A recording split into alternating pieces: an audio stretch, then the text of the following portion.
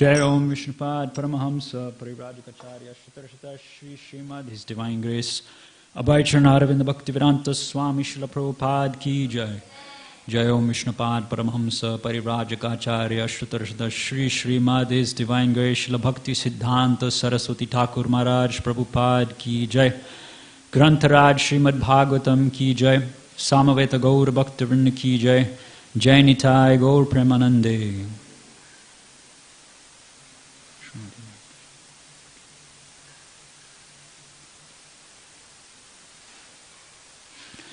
Om Namo Bhagavate Vasudevaya. Om Namo Bhagavate Vasudevaya. Om Namo Bhagavate Vasudevaya.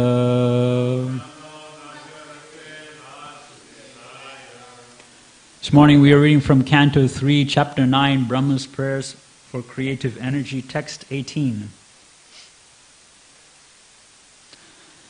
Yasmad bibhemi ahamapi dviparardya dishnyam.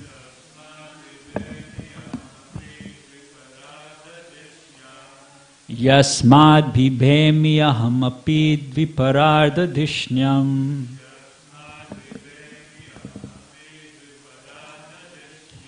Adhyasita sakalaloka namaskritam yat.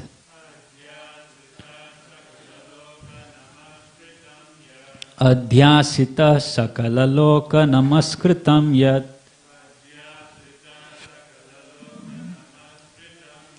Tepe tapo bahusavo varurut samanas. Tepe tapo bahusavo varurut samanas. Tasmai namo bhagavate dimakhaya tubhyam. Tasmai namo bhagavate dhimakhaya tubhyam. Yasmad bibhemi ahamapi dviparardha dishnyam. Adhyasita sakalaloka namaskritam yat. Tepe tapo bahusavo varurut samanas. Tasmai namo bhagavate dhimakhaya tubhyam.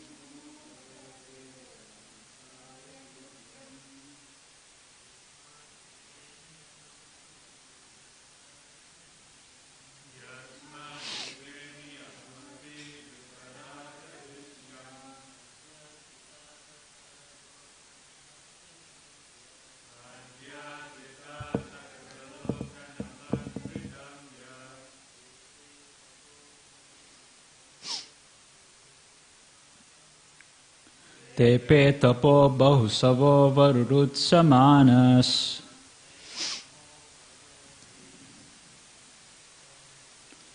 Tasmai namo bhagavate dimakhaya tubhyam.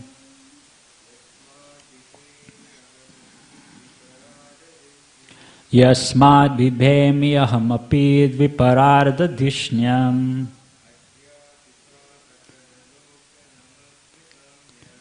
Adhyasita sakalaloka namaskritam yat.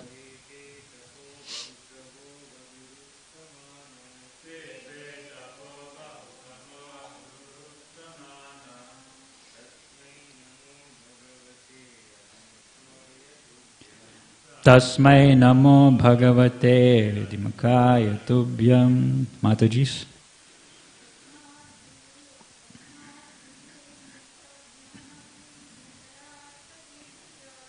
Yasmad bhibemyaham api dviparardhishnyam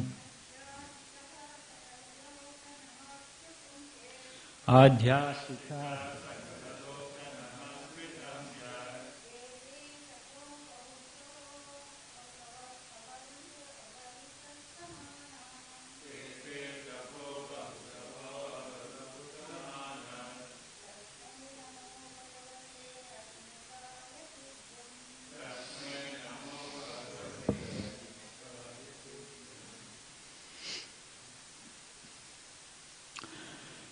Translation and purport by His Divine Grace, A.C. Bhaktivedanta Swami Srila Prabhupada Ki Jai. Translation.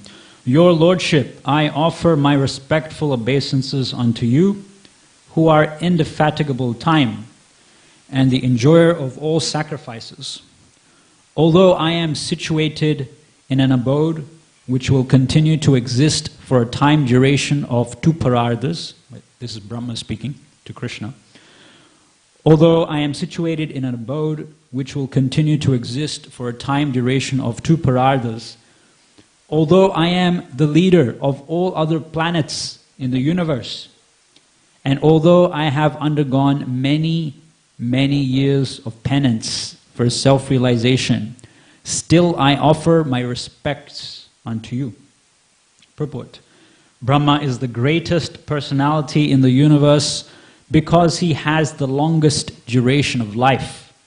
He is the most respectable personality because of his penance, influence, prestige, etc. And still he has to offer his respectful obeisances unto the Lord.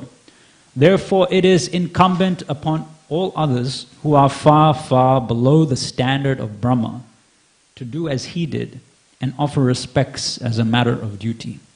Om Jnanatimrandasya Jnananjana Shalakaya Chakshunmilitam Yena Tasmai Shri Gurave Namah Shri Chaitanya Manobishtam Stapitam Yena Bhutale Swayam Rupa Kadamayam Dadati Swapadantikam Vandeham Shri Guru Shri Utapatakamalam Shri Gurun Vaishnavamsha Shri Rupam Sagrajatam Sahagana Raghunathanvitam Tam Sajivam Sadvaitam Savadutam Parijana Saitam Krishna Chaitanya Devam Shri Radha Krishna Padan Sahagana Lalita Shri Vishakhanvitamscha He Krishna Karuna Sindhu Dina Bandho Jagatpate Gopesha Gopika Kanta Radha Kanta Namostate Tapta Kanchana Gaurangi Radhe Vrindavaneshwari Vrishabhanu Suthe Devi Pranamami Haripriye Vansha Kalpaturu Vyasya Kripa Sindhu Bevacha Patitanam Bhavanebhyo Vaishnavebhyo Namo Namah. Jai Shri Krishna Chaitanya Prabhu Nityananda Shri Advaita Gadadhar Srivasadi Gaura Bhaktivinoda. Hare Krishna Krishna Krishna Hare Hare Hare Rama Rama Rama Hare Hare Hare Krishna Krishna Krishna Hare Hare Hare Rama Rama Rama Hare Hare Hare Krishna Krishna Krishna Hare Hare Hare Rama Rama Rama Hare Hare. Future Bhagavatam speakers. If you have a casual look at the world around us, then you might think that energy doesn't have a source. For example, where does electricity come from? Can you tell? Yes. Where does electricity come from? So someone may think that electricity comes from the power point, right? Or nowadays, most of humanity lives in the cities. So someone who grew up in the cities may think that my food comes from the supermarket, or that water comes from a tap.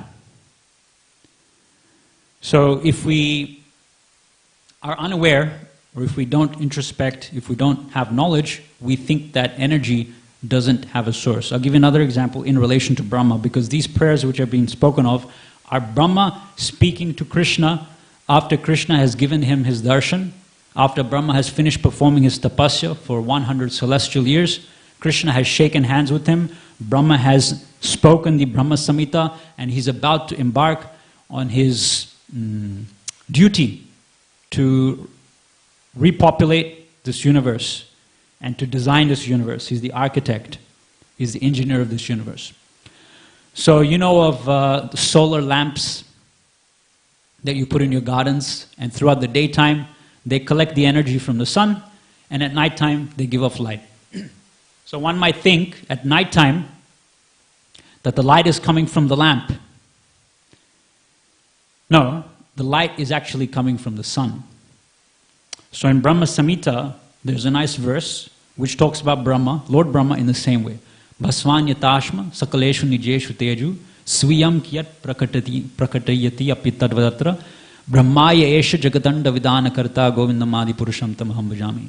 Lord Brahma is saying, actually he gives the example of a certain type of jewel. It's called the Suryakanta.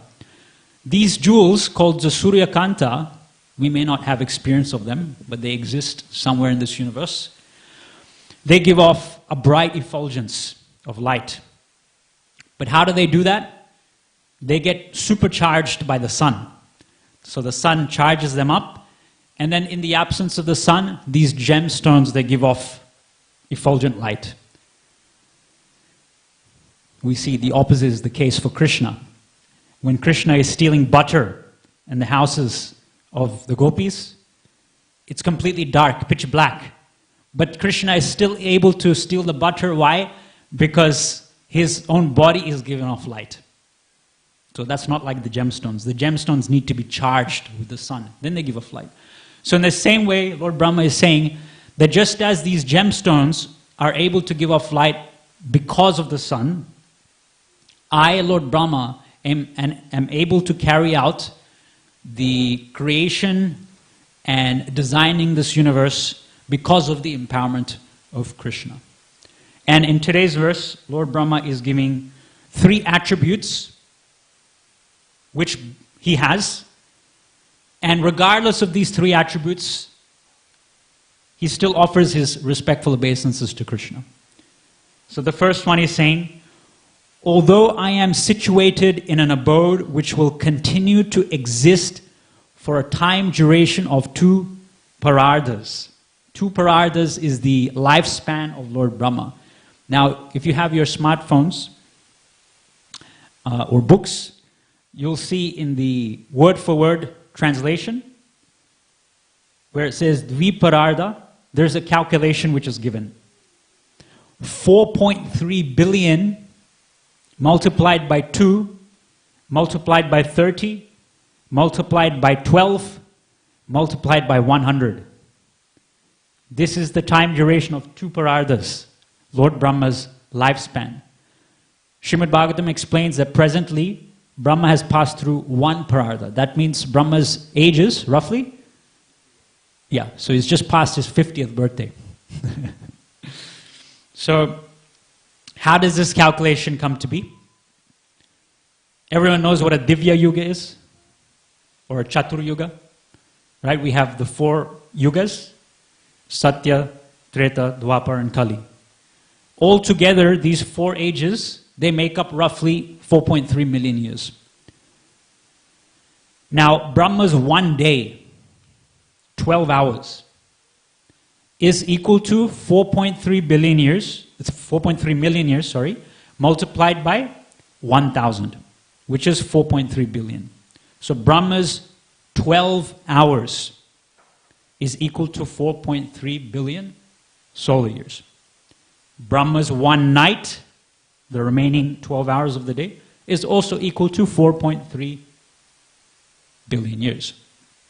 Therefore, the calculation is 4.3 billion multiplied by 2. That makes up 24 hours, 1 day of Lord Brahma. Then we multiply 1 day of Brahma by 30, which gives us 1 month of Brahma. And we multiply that calculation by 12, which gives us 1 year of Brahma. And we multiply that by 100, which gives us 100 years of Brahma's lifetime. That is the time duration of Brahma's life, which, does anyone know how much it comes to? Yes. Very nice, bro. That's good. So that's, Prabhupada calculates that in the purports of Bhagavad Gita. So you've memorized that. That's good. So 311 trillion, 40 billion years is the lifespan of Brahma. Now, Brahma is saying, I live in an abode which continues to exist for a time duration of 311 trillion years. That's why, because I have such a long duration of life, that's why I am the most respected personality in this universe. Generally, that is the case. You'll see that living entities, bodies, which have a longer duration of life, they'll be a bit more advanced in their facilities and capabilities. If you take germs or insects, they don't live for too long. Examples are also given of insects which take birth at nighttime, at dusk, and they die before sunrise. Therefore, they don't even get to see the light of the sun. And then you have fish, and then if you take it more advanced, you have dogs, like animals. Elephants, which may live for decades. And then human beings, which in Kali Yuga are supposed to live for 100 years. Okay, so because we live for a longer duration of life, we're considered to be a bit more evolved and advanced. But that is not always the case, because trees also live for thousands and thousands of years. But in terms of their consciousness and their ability to inquire into their existence, the absolute truth, they don't have that facility. So simply the duration of one's lifetime is not a sufficient attribute or opulence for one to deserve respect. That's the first one. The second point that Lord Brahma says is that although I am the leader of all other planets in the universe, Srimad Bhagavatam explains that our particular universe is one of the smaller universes, and therefore to administer universal management, our Brahma has 4 heads. We know when Lord Brahma went to Dwarka and he knocked on the door. Well, he didn't even knock on the door. The guard stopped him. And he said, I want to get in, I'm Brahma. And then Krishna sent out a message saying, ask this Brahma, which Brahma is he? And the Brahma was bewildered. And then Krishna gave him the darshan of all the Brahmas in all the different material universes. And he saw some Brahmas with 100 heads, 1,000 heads, million, and even 10 million heads. And then he also saw Lord Shivas as well. So it's not just one Lord Shiva.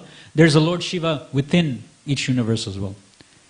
So okay, fair enough, you can say that the higher your material position, the more you're respected. But there's a material position, and then there's a spiritual position. So Brahma may be the highest personality in the material world, but beyond the material world is the spiritual world. And who has that position of being the highest in the spiritual world? Yes, but even in the spiritual world, there's hierarchy as well. Right? There's different Vishnu avatars on each of the different planets, Vaikuntha planets. And out of all the spiritual planets, in the spiritual world also, the highest planet is Golok Vrindavan, and Krishna is not only the supreme controller, but the supreme enjoyer, because he possesses all energies. My spiritual master gives us a really simple to understand but profound point. If you want to enjoy something, you need to be in control of the situation. So most religions, they understand God to be the supreme controller. But we in Krishna consciousness understand that because Krishna is the supreme controller, controller of what? Controller of energies. Material energies and spiritual energies.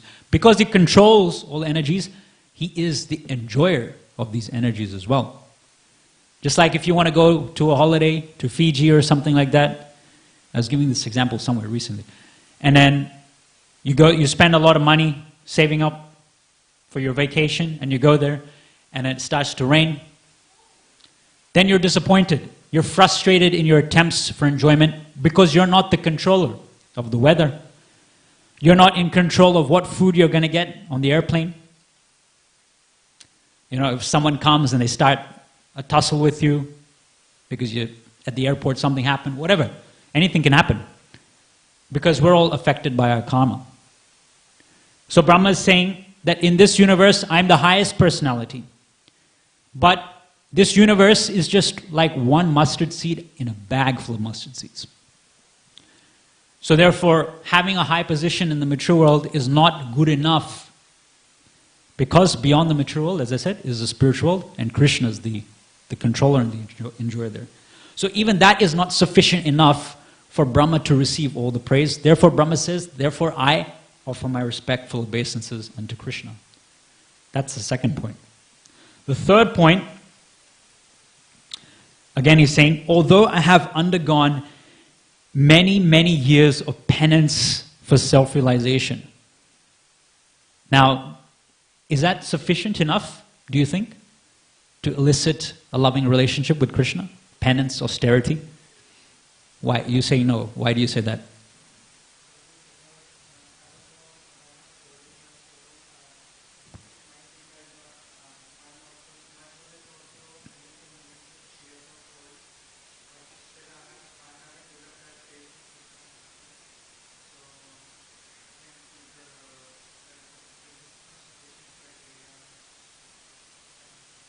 Yeah, okay. That's one point. That's mentioned in the Gita.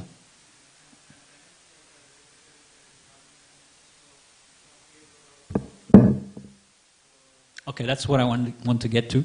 Bhakti is above all the penances.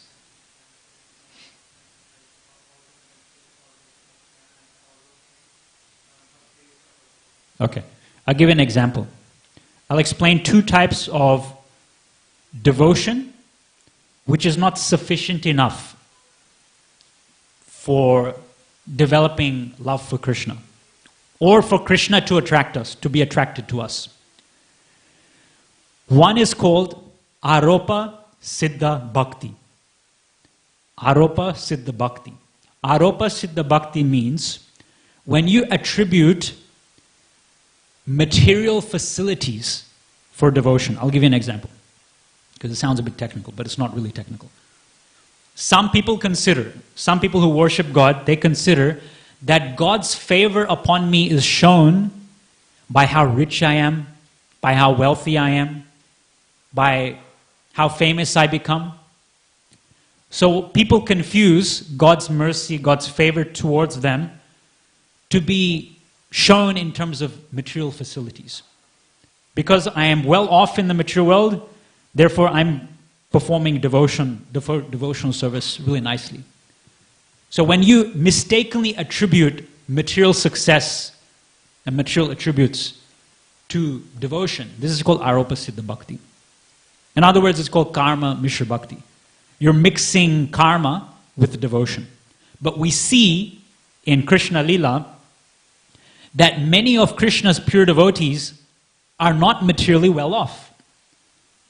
Like Sudama, the Brahmana, or in Chaitanya Lila we have Kolavichar Sridhar, who used to spend his whole night yelling and screaming the name of Krishna. And people would think, this is such an unfortunate person. He lives in a thatched cottage which has holes on top. So because at nighttime the rain is coming from the roof and it's falling on him, that's why he's wailing and screaming the name of Krishna. But no, Kolavichar Sridhar was in great ecstasy, in great bhava, in great prema. He was yelling the name of Krishna. So this is Aropa Siddha Bhakti. This is not really pure devotion at all. In fact, it doesn't come close to pure devotion. Now, in terms of your apply, in terms of penances and austerities and what Brahma is speaking about today, there's another type of devotion. It's called Siddha Sangha Bhakti.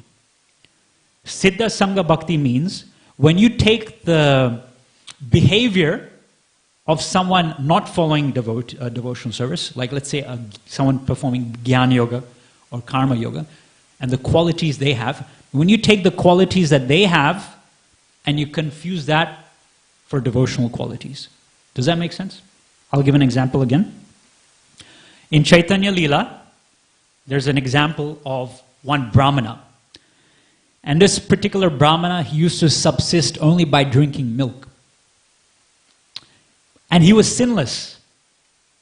He was very austere, and he was performing a lot of penances and austerities, as Lord Brahma is saying in this verse today. And then he used to constantly request Lord Chaitanya that I want to take part in your nocturnal kirtans, in your nighttime kirtans. As you know, in Shiva's Angan, in the house of Srivas Thakur, at nighttime, Sri Chaitanya Mahaprabhu and all of his associates used to, pure devotees only, they used to gather and they used to perform kirtan, Harinam Sankirtan, throughout the night. This milk-drinking Brahmana wanted to be part of this. And he was begging day in, day out, Lord Chaitanya. And, sorry, not Lord Chaitanya, he was begging Srivas Thakur. And Srivas Thakur was refusing. But then eventually Srivas Thakur, one day he gave in. He said, okay, I know you're very austere. I know that you're sinless, so you can come. But you have to hide. So he invited him in, and he was hiding somewhere in the house. And the kirtan started.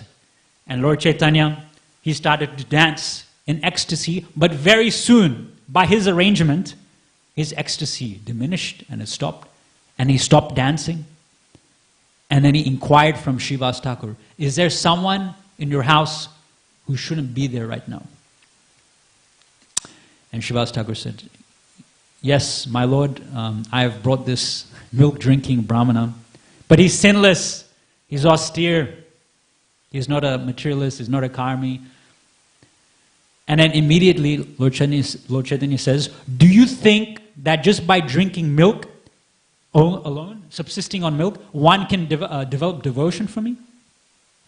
He raised his hands in the air and he said, take it from me that anyone who thinks that they can perform anything other than pure devotional service,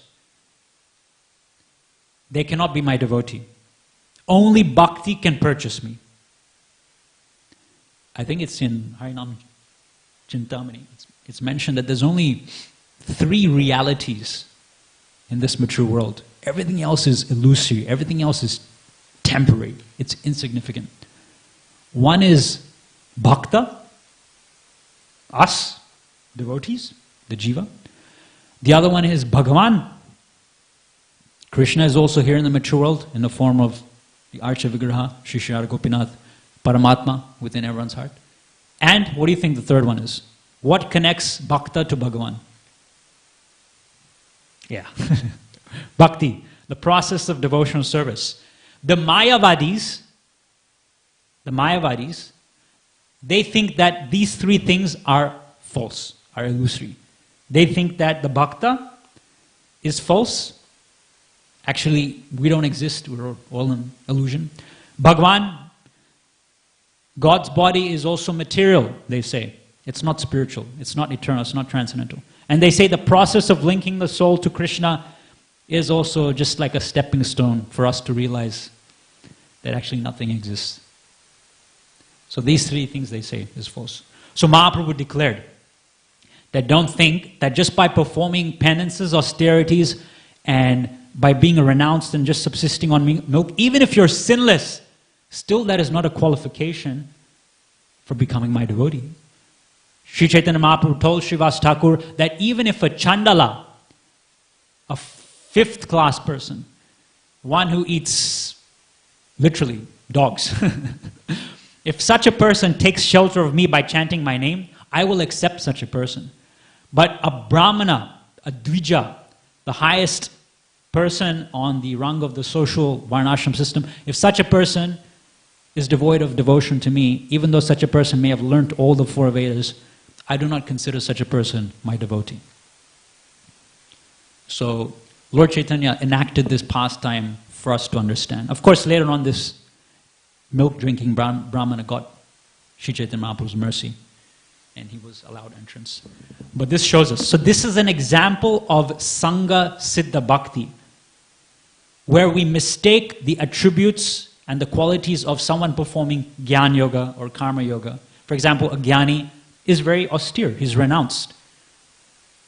He is steeped in knowledge of the Shastra, but he's not a devotee.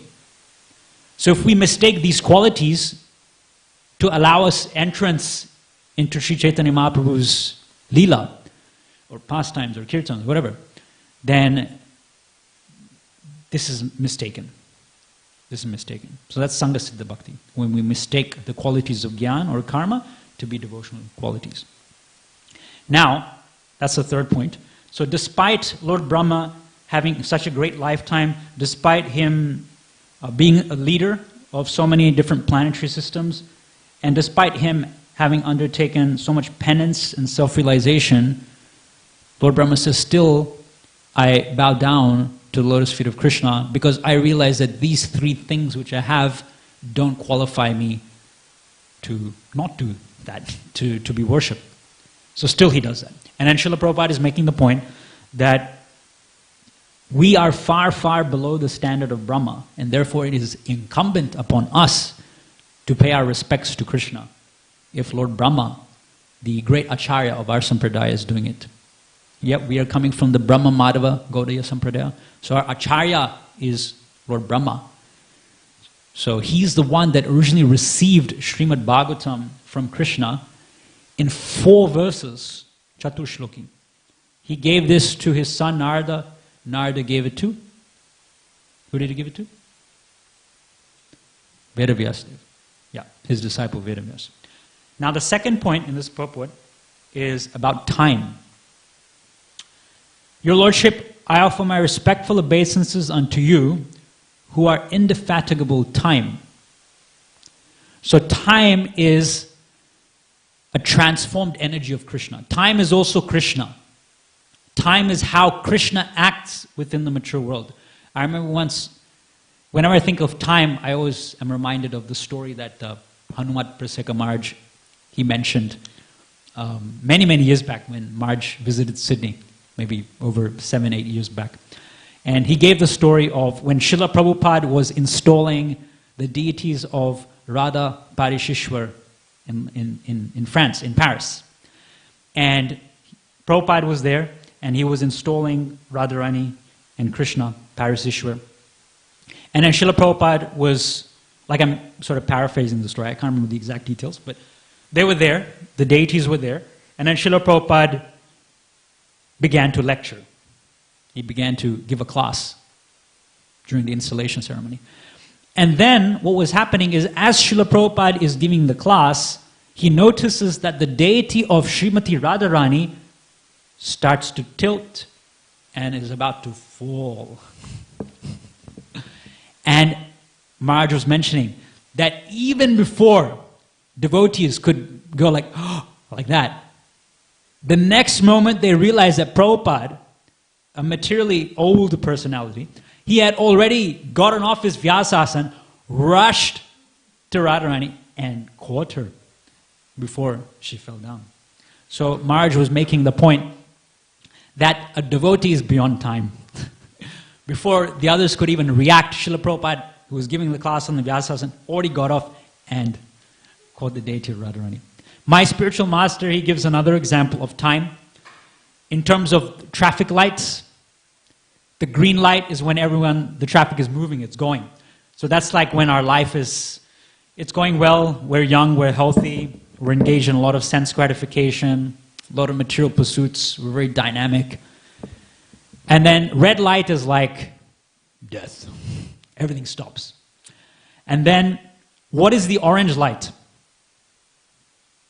You go slow, you go fast. What are you supposed to do in the orange light? Are you sure? Yeah, it depends on the country. Yes, you're right. We are taught that orange light means you're supposed to slow down. But most of the times we see that orange light means people just speed up. Yeah, before the red light comes. Before death comes, let me speed up my sense gratification. So, we're supposed to slow down, but so my spiritual master gives the example that old age, when we start to get gray hair, wrinkles, all these things, this is an indication by material nature. It's the orange light phase of our life that the red light is coming. And instead of speeding up, instead of thinking, oh no, my body's getting old, let me enjoy as much as I can before the red light comes. Because that's what we see outside. That's what we see in the outside world. Just like yesterday I was reading a purport in the 12th canto of Bhagavatam, and Hridayananda Maharaj was being really heavy there. And he was saying, now in the Western countries like America, they've built resorts and retreats and retirement villages for the geriatrics, and there they can have their last attempt at material sense gratification and their last attempt at love in this world. It was being very heavy. But the Vedic culture tells us that the orange light means you're supposed to slow down. You're supposed to slow down your sense gratification and gear your life towards renunciation. Time also brings us the reactions to our past activities.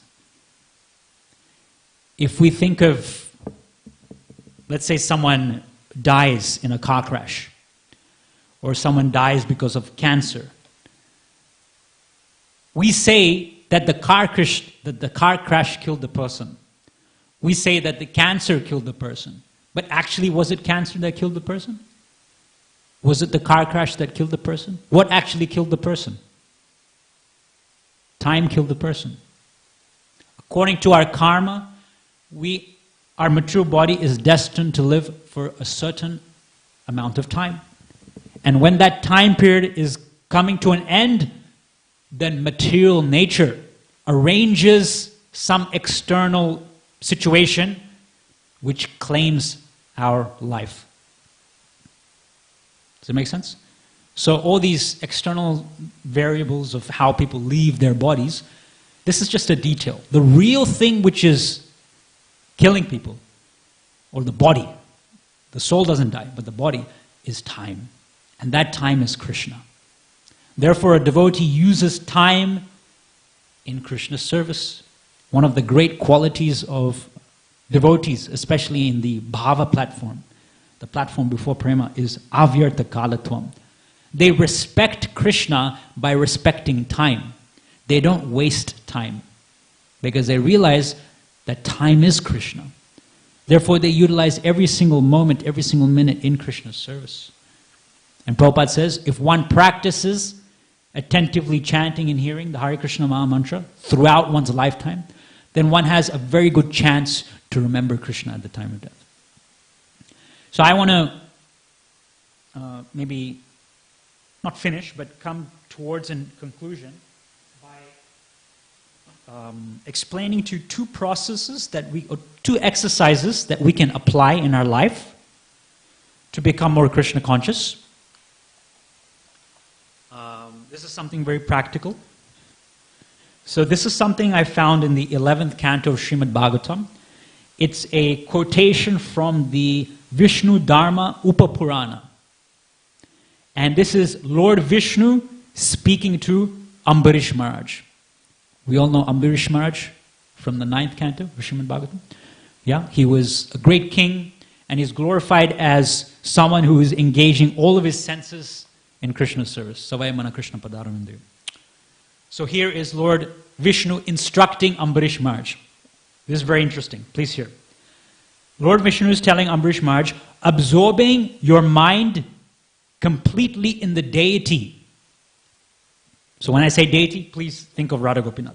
Absorbing your mind completely in the deity, you should give up all other shelter and consider the deity your intimate well-wisher. You should mentally worship him and meditate upon him while you walk, while you stand, while you sleep, while you eat.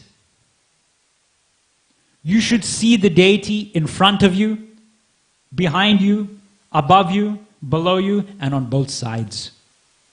In this way, you should constantly remember my deity form. So we can see that this is what Ambarish Maharaj was doing. And this is something we can try to do. We can come before Radha Gopinath, just like Radha Gopinath. Gopinath's turban is so beautiful today. That's the first thing that I was attracted to, his turban. The cloth is so nice, it's folded in such a beautiful way. It looks like silk. It probably is silk, I don't know. But so you can go before the deities of Radha Gopinath and imprint them onto your mind. And then throughout the day, see Radha Gopinath everywhere. Either you can, because here it's saying you should mentally worship him and meditate on him while you walk, stand, sleep, eat, and do all your activities throughout the daytime. So mentally you can imagine that, and you can see Gopinath everywhere, directly, like that, or indirectly as well. How? If something good happens in your life, you know, I don't know, you might chant an extra round, or you might get some realization while you're reading the Bhagavatam, or you might preach, get some success, something. Then you can remember the deity also, indirectly, by the success that you just got. Right? Oh, I distributed a book. Then you get reminded of Krishna, of Radha Gopinath. Yes, Radha Gopinath, they empower me to be able to distribute a book. So this is indirectly remembering the deity, or you can remember the deity directly, as is mentioned in this particular verse. So that's something you can try. Another thing which Krishna tells to Uddhava later on, in this chapter or the next chapter, in the 11th canto, in the Uddhava Gita section, is he tells him, you know that famous verse in the Bhagavad Gita, Vidya Vinaya Sampane Brahmani Kavihasini Shuncheva Shpakicha Panita Samdarsha. Samadarshina, which means, equal vision. So how do we get this equal vision? Krishna is explaining what this equal vision means. Equal vision doesn't mean seeing a cat to be a human being, or in seeing a human being to be a tree, and we just see everything equally. No. Equal vision means seeing Krishna within all the different varieties of this mature world. There are varieties in this mature world. Everything is not the same. We all look different. We all feel differently, think differently. We all have different qualities. So there is difference in this mature world. Prabhupada said the only real equality is on the spiritual platform. Qualitatively, we're equal on the spiritual platform. Materially, there's no equalities. We may attempt to try to create equality in this mature world, but we'll only get frustrated in that attempt, because equality actually doesn't exist in the mature world. So, what is Samadarshi? What is equal vision? Equal vision means try to see Radha Gopinath in the hearts of every single living entity. When you're able to visualize, it starts with visualization. It starts with the visualization. But as you progress in Krishna consciousness, you'll actually see Radha Gopinath. You'll actually feel Radha Gopinath's presence in the hearts of every single living entity. And Ishopanishad says, Tato na vijugupshate. It says, if one is able to see Krishna within the hearts of every single living entity, then where is envy for such a person?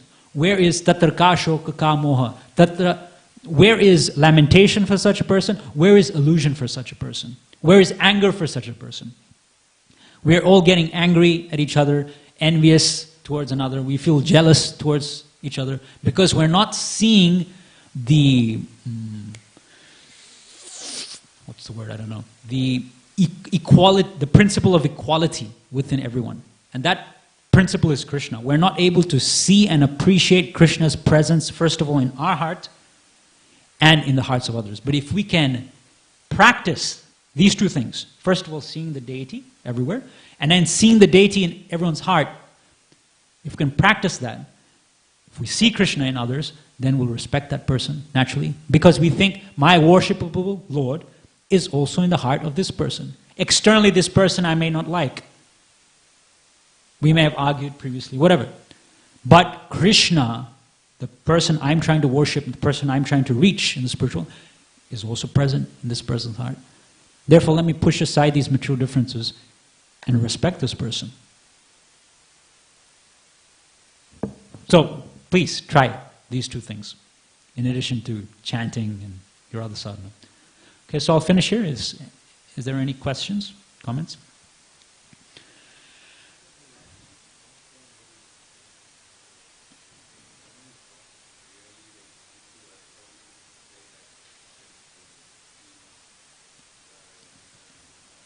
Okay.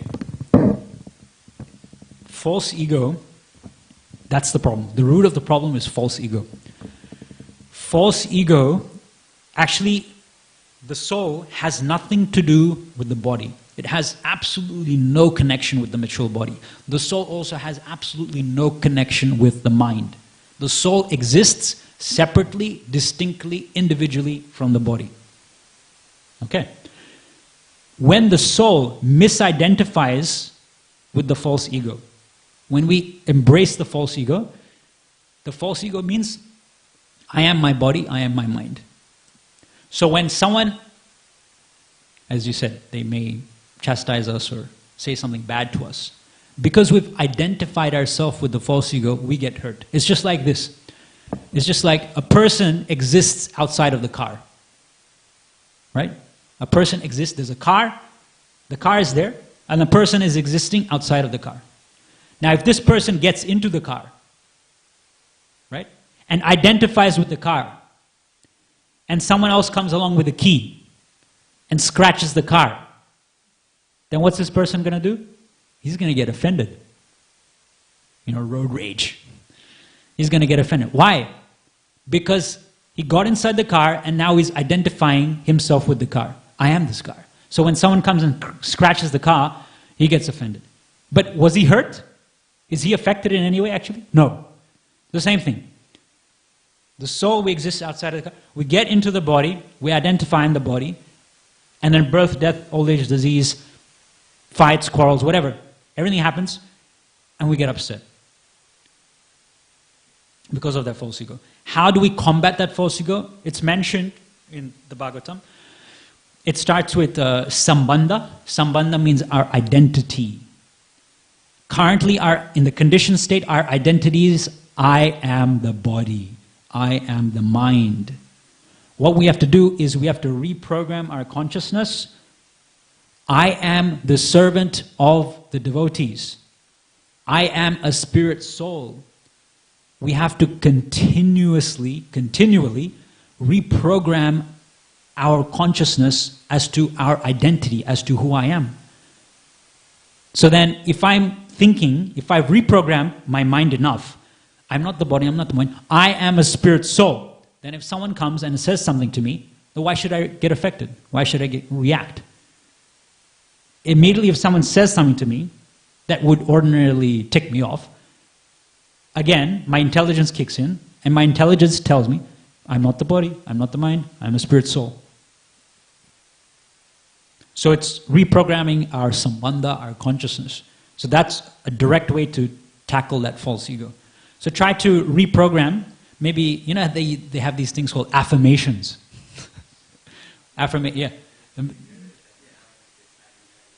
Yeah, so spiritualists, they use these things called affirmations. Now let's use these affirmations in their proper context. Instead of saying, I am divine, or I have self-esteem, I am someone great in this world. This is not the proper use of affirmation. That's just bogus. The proper affirmation is, I am Krishna's servant. I am not the body, I'm not the mind, I am a spirit soul. I am a servant of the servant of the servant of the devotees. So next time during service, if some devotee, there's some tussling, then you can remind yourself that, look, I'm a servant here. Krishna asked Kaviraj Goswami, and by the way, it's his disappearance day today, I think, or appearance day, I don't know. He says that his position is that he's lower than the worm in the